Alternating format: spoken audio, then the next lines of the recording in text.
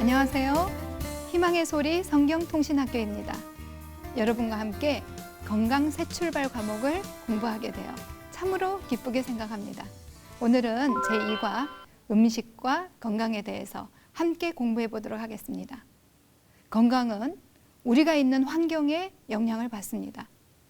예를 들면 열량은 많지만 영양소가 부족한 음식이 많은 곳에 사는 어린이는 비만이라는 영양불량이 나타나게 되고, 식량이 부족한 곳에 있는 어린이는 열량과 영양이 모두 부족한 영양결핍이라는 영양불량이 나타납니다. 같은 장소에 있더라도 무엇을 보고 듣는지에 따라서도 건강 상태가 달라집니다. 청소년은 대중매체, 특히 TV 광고나 프로그램에서 보여주는 식품이나 식습관에 민감하게 영향을 받습니다. 우리 몸이 어디에 있는지, 우리의 눈과 귀가 무엇을 보고 듣는지 뿐만 아니라 우리 코를 통해서 들어오는 어떤 것들도 건강에 영향을 줍니다. 바닷가에 사는 사람들인 경우에 바닷가 공기에 포함되어 있는 요오드라는 무기질을 호흡을 통해서도 얻기도 합니다.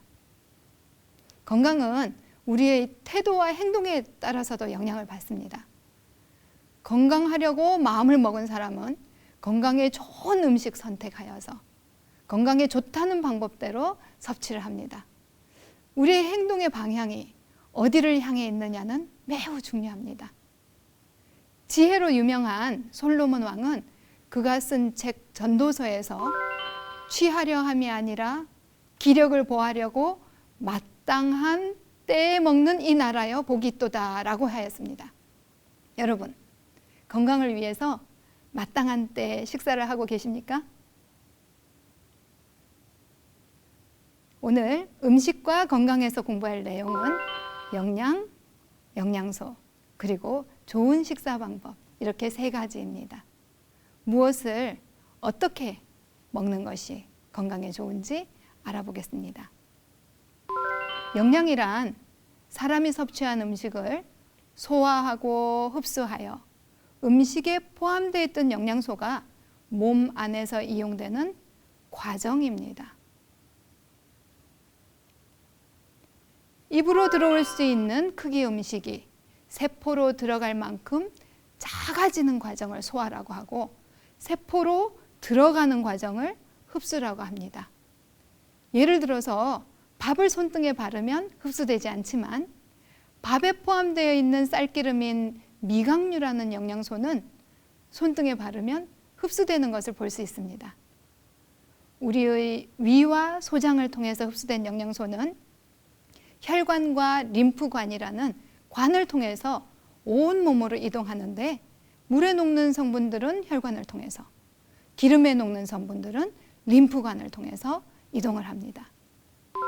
혈관에 있는 성분들은 심장 박동의 힘에 의해서 온몸으로 이동해서 다시 심장으로 돌아오는 형태인 반면에, 림프관은 일방통행 형태로 소장세포에서 흡수된 기름에 녹는 성분들은 근육이 수축하는 힘에 의해서 몸 끝부분에서 심장 쪽으로 이동한 후에 혈액과 합쳐져서 다시 이동을 하게 되죠. 우리는 건강을 유지하고 살아가기 위해서 영양소를 포함하고 있는 음식을 섭취합니다. 영양소 중에는 우리 몸이 만들어내지 못하거나 만들어내더라도 그 양이 부족한 것들이 있는데, 그런 것들을 필수 영양소라고 합니다. 예전에 필수 영양소 탄수화물이라고 알려진 영양소는 최근에 와서 당질로 불리워지고 있습니다. 음식을 통해서 꼭 섭취해야 하는 필수 영양소에는 당질, 지방, 단백질, 비타민, 무기질, 그리고 물이 있습니다. 영양소는 크게 에너지를 만드는 영양소와 에너지를 만들지 않는 영양소로 나눌 수 있습니다. 에너지를 만드는 영양소에는 당질과 지방, 단백질이 있어요. 에너지를 만드는 영양소를 필요량보다 많이 섭취하면 모두 체지방으로 저장이 되는데, 밥을 많이 먹어도, 콩을 많이 먹어도, 기름을 많이 먹어도 모두 몸에서 체지방으로 바뀌어서 저장이 됩니다. 반대로 식사로 섭취한 에너지가 필요량보다 부족할 때는 몸에 저장되었던 당질을 뇌와 신경계의 에너지원으로 사용하고, 체지방은 다른 세포들을 위한 에너지로 사용합니다. 저장된 당질을 모두 사용하고 나면 몸에 저장되어 있던 단백질을 당질로 바꿔서 뇌와 신경계의 에너지원으로 사용을 합니다. 에너지를 만드는 영양소인 당질은 복합당질, 단순당질로 나눌 수 있습니다. 설탕과 같은 단순당질은 필수 영양소와 섬유소를 강제로 빼어낸 식품입니다. 복합당질은 단순당질의 반대 의미로 당질 이외에 단백질, 지방, 비타민, 무기질을 포함한 당질을 말합니다.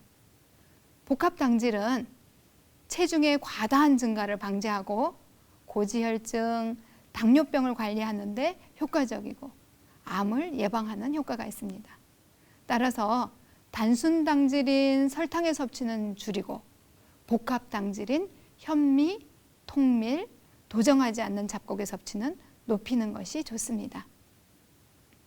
식이섬유소라고 불리는 섬유소는 크게 물에 녹는 섬유소와 물에 녹지 않는 섬유소로 나누어지는데요. 물에 녹는 섬유소는 사과 과육, 해조류, 콩 등에 포함되어 있어서 콜레스테롤을 낮추는 작용이 있습니다. 물에 녹지 않는 섬유소는 곡류와 과일 껍질, 채소에 포함되어 있어서 변비를 예방하고 변의 통과 시간을 짧게 해서 대장암을 예방하는 효과도 있습니다. 성인은 하루에 25g에서 30g 정도의 식이섬유소가 필요한데 콩이나 잡곡, 미역, 채소, 과일 섭취를 늘린다면 충분히 섭취할 수 있는 양입니다. 쌀을 도정하는 과정에서 어느 정도의 섬유소와 영양소가 깎여 나가는지 실험해 보도록 하겠습니다.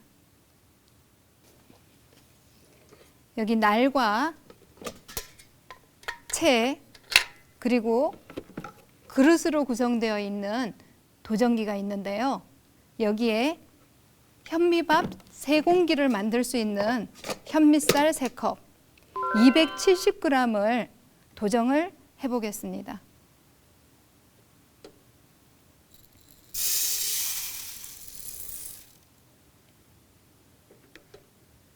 네, 뚜껑을 닫고요. 네.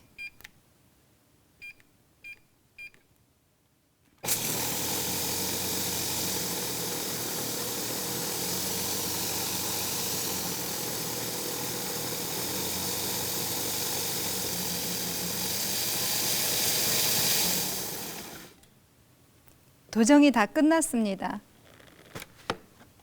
뚜껑을 열고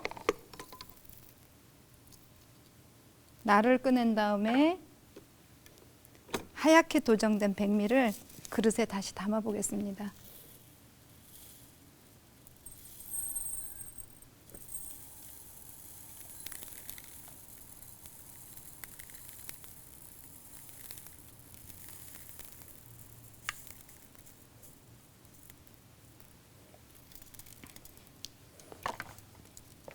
(205g) 많은 양이 깎여 나갔죠. 깎여 나간 부분이 어느 정도 되는지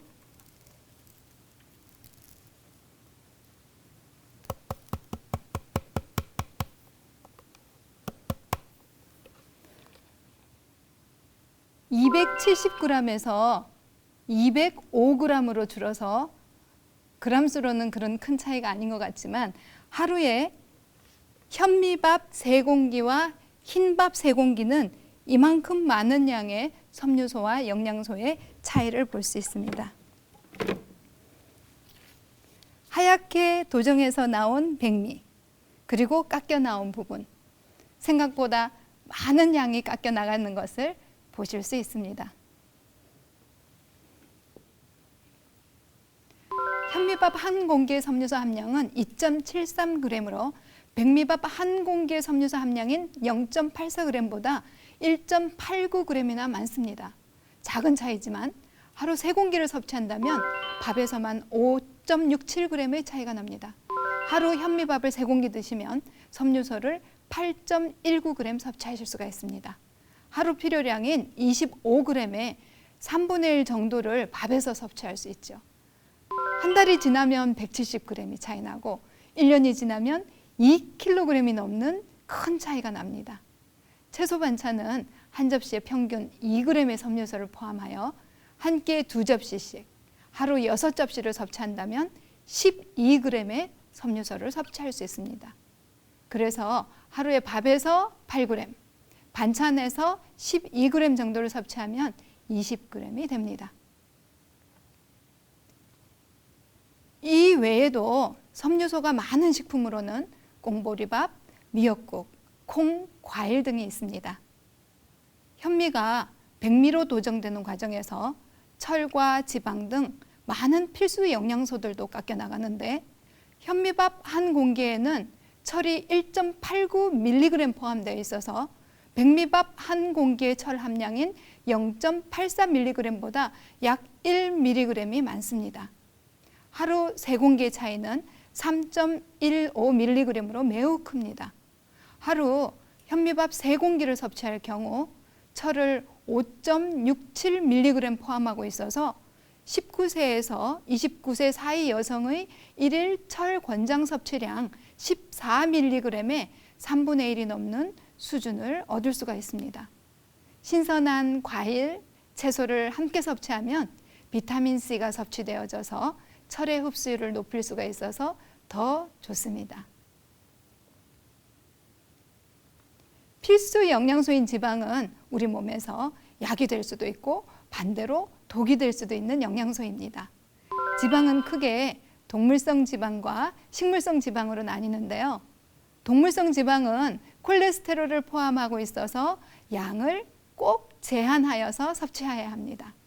식물성 지방은 콜레스테롤은 포함하고 있지 않지만 산패되거나 가열 시 트랜스 지방으로 바뀔 수 있어서 건강에 해로울 수 있으므로 신선한 기름을 선택하는 것이 좋습니다. 기름을 사용한 팬은 매번 씻어서 사용하는 것 잊지 말아야겠죠. 또한 지방은 다른 영양소에 비해서 위에 오래 머물러 있게 됩니다. 지방 섭취가 많아지면 위에 피로를 가져오게 되므로 필요한 양만 섭취하여야지 약이 됩니다. 단백질은 식품으로 꼭 먹어줘야 하는 필수 영양소입니다. 하지만 단백질 식품은 대부분 지방을 다량 포함하고 있어서 부족하지도 않아야 하지만 많은 양 섭취하지 않도록 주의해야 합니다. 에너지를 내지 않는 영양소에는 물, 비타민, 무기질이 있는데 이들은 몸에서 체지방으로 바뀌지 않습니다. 물은 몸의 가장 많은 비율을 차지하는 성분으로 가장 많은 양이 필요합니다. 물의 섭취량이 줄어들면 탈수 증세가 나타날 수 있으므로 특히 콩팥 기능이 좋지 않은 어르신들 그리고 젖 먹는 아이들 소변이나 대변, 땀으로 통해 배설되는 만큼만 꼭 먹어줘야 하는 것은 중요합니다. 하지만 많은 양을 물을 먹어야 한다고 해서 식사와 함께 물을 마시게 되면 소화액을 묽게 하므로 필요한 물은 식사 시간 외에 마시는 것이 좋습니다. 비타민은 많이 섭취하는 것도 부족하게 섭취하는 것도 좋지 않습니다. 꼭 필요한 만큼만 식품으로 섭취하도록 합니다. 물에 녹는 수용성 비타민은 에너지를 내는 과정에서 효소를 도와주는 조효소로서 작용을 하기 때문에 에너지 섭취량이 증가할 때 좀 더 섭취하도록 합니다. 무기질은 식품을 태우고 나면 남는 성분들입니다. 최근 식품을 도정하는 과정에서 버려짐으로 부족해지는 영양소이지요. 채소와 도정하지 않은 곡류가 무기질의 좋은 급원입니다. 술에 포함되어 있는 알코올은 1g당 7칼로리를 내는 고칼로리 성분으로 체내에서 쉽게 지방으로 바뀔 뿐 아니라 이미 만들어진 체지방의 분해를 방해한다고 합니다. 어떤 경우에는 식욕을 저해해서 영양불량을 일으키기도 합니다. 집에서 만드는 엄마표 음식은 소량씩 만들어서 빠른 시간 내에 섭취하므로 보존을 위한, 방부를 위한 첨가물이 필요하지 않습니다. 하지만 공장에서 만들어진 음식은 다량 만들게 되므로 보존성을 높이고 또 색이나 향, 질감을 좋게 하기 위해서 식품 첨가물을 첨가합니다. 식품 첨가물이 우리 몸의 기능을 방해하고 우리 몸에서 필요한 영양소들을 배설시킨다고 하니 첨가물이 포함된 음식은 삼가시는 것이 건강에 좋습니다. 식재료를 생산하는 과정에서 사용되는 비료, 농약, 항상제들도 식품과 함께 섭취하게 되면 건강을 해치므로 적게 함유된 것을 선택하도록 합니다. 이제 좋은 식사 방법에 대해서 알아보겠습니다. 좋은 식사 방법 첫째, 적절한 양의 식품을 섭취합시다. 활동하는 정도에 맞게, 나이에 맞게 소화 또는 처리할 수 있는 만큼만 섭취합니다. 대학생 딸, 엄마, 그리고 할머니는 에너지량이 다릅니다. 나이가 들어갈수록 필요한 에너지 양은 감소합니다. 중년이 되면 젊었을 때보다 하루에 밥 반 공기 정도를 줄이고 어르신이 되면 또 반 공기를 줄여서 하루에 2공기 정도만 섭취하셔도 됩니다. 좋은 식사 방법 둘째, 다양한 식품을 선택합시다. 한 가지 식품으로는 모든 영양소의 필요량을 섭취할 수 없습니다. 밥이나 콩에는 비타민 C라는 영양소가 거의 없어서 신선한 채소 반찬이나 과일에서 섭취해야 합니다. 음식에서 부족하게 섭취된 영양소는 결핍증을 나타내서 우리에게 신호를 보내기도 하지요. 한 끼에 너무 많은 종류를 섭취하라는 뜻은 아니고요. 오늘 콩나물을 섭취했으면 내일은 시금치나물, 이렇게 다양하게 드시기를 권해드립니다. 좋은 식사 방법 셋째, 균형식을 준비합시다. 균형식이라는 것은 모든 영양소가 적당한 양 포함되어 있는 식사를 말합니다. 우리나라에서는 식품 구성 자전거라는 개념으로 균형식을 교육합니다. 자전거는 운동의 필요성을 설명하고 앞바퀴에 있는 물컵은 물 섭취의 중요성을 나타냅니다. 뒷바퀴에서 식품군의 크기가 큰 경우는 많이, 작은 경우는 적게 섭취하시면 균형식을 할 수 있습니다. 좋은 식사 방법 넷째, 꼭꼭 씹어서 먹습니다. 과식을 하지 않는 방법 중 하나는 꼭꼭 씹어서 섭취하는 것입니다. 씹는 과정 중에 만복감을 증가시켜 주기 때문에 배가 고프지 않게 됩니다. 배에서 졸졸졸 시냇물 흐르는 소리가 난다면 충분히 씹어서 섭취한 것입니다. 좋은 식사 방법 다섯째, 간식을 자제합시다. 우리가 먹은 음식은 식도라는 좁은 길을 지나서 2, 3초 후에는 위에 도착합니다. 위에 도착한 음식이 따뜻한 온도의 죽 상태가 되면 위 아래쪽 문이 열리고 다음 장소인 십이지장으로 지나갑니다. 그런데 간식을 하게 되면 우리 몸 어떤 상태가 될까요? 간식이 우리 몸에 어떤 영향을 주는지 학자들이 연구를 했습니다.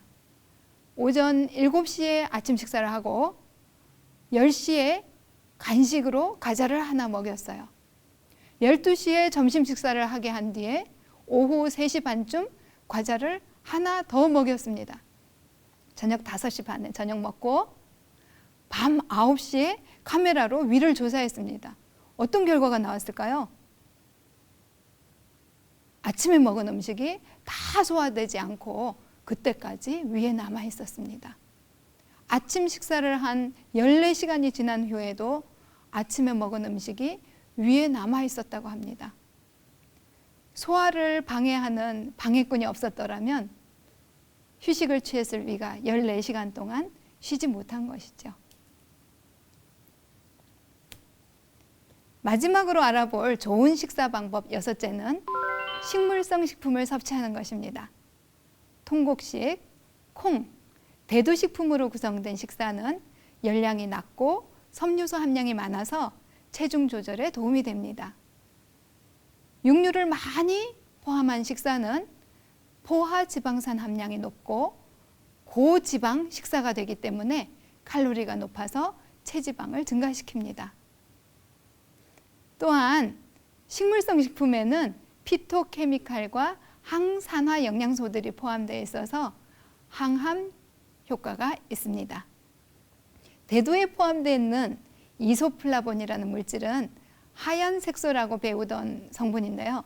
최근 연구에서 유방암을 예방하는 효과를 나타냈습니다. 식물성 식품에 많은 섬유소를 다량 섭취하는 경우에 대장암 발병률이 낮습니다. 과일과 채소, 이런 식물성 식품을 섭취하게 되면 위암, 식도암, 폐암 등을 예방하는 효과가 있습니다. 오늘부터 건강에 좋은 음식을 한 가지씩 더 선택하고 좋은 식사 방법을 한 가지씩 더 실천하며 가족과 친구에게 좋은 방법을 소개함으로 건강한 가족, 건강한 사회를 만드는데 힘을 실어주시기를 바랍니다.